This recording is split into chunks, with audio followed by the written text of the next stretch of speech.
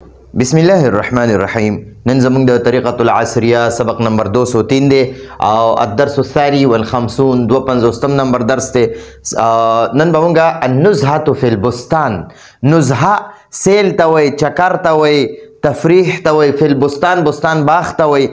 نو د باغ سیل یا مونږ ورته سیل وایو، اردو کې ورته سیر وایي، سیر یا د باغ چکر وغیرہ.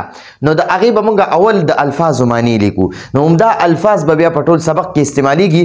نو نن مونږ د الفاظو معنی اول زده کوو. معانی الکلمات د الفاظو معنی. ٹھیک شو جی.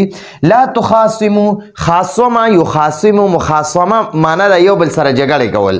نو لا تخاصمو دا د نهي صيغه ده، تاسو جګړه مکوئ. د نهي جمع مذکر حاضر صيغه ده. لا تخاصمو تاسو جګړه مکوئ، لا تخاصمو تاسو جګړه مکوئ، لا تخاصمو تاسو جګړه مکوئ.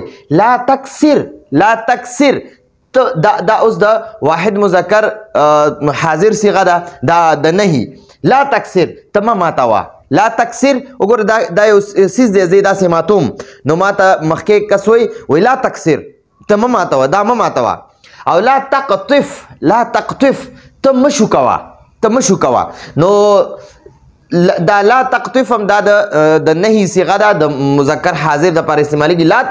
لا تقطف ته مه شو کوه. لا تکسر معنا ده ته مه ماتوه، او لا تقطف معنا ده ته مه شو کوه، ته مه شو کوه. یا بنیه، یا بنیه، یا بنیه. نو دا بنیه دا د دغه دی، یا بنیه دا د ډیر مینې د محبت د پاره ویل کېږي. خپل بچي ته چې څوک وایي ای بچوړیا، د مینې نه ورته وایي ای بچوړیا.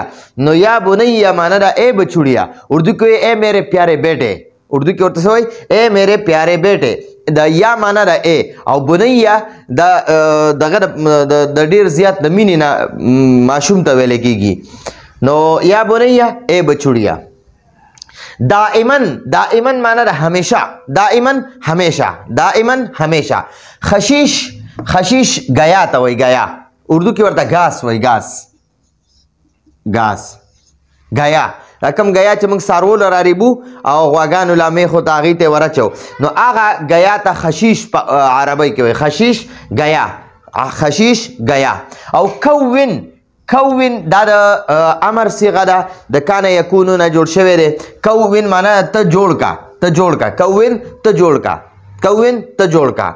فی اثناء الدرس، فی اثناء الدرس د تعلیم دوران، فی اثناء الدرس د تعلیم دوران کې، د تعلیم دوران کې یا تعلیم دوران کې. فی اثناء الدرس د درس دوران کې، د درس دوران کې. ٹھیک شو.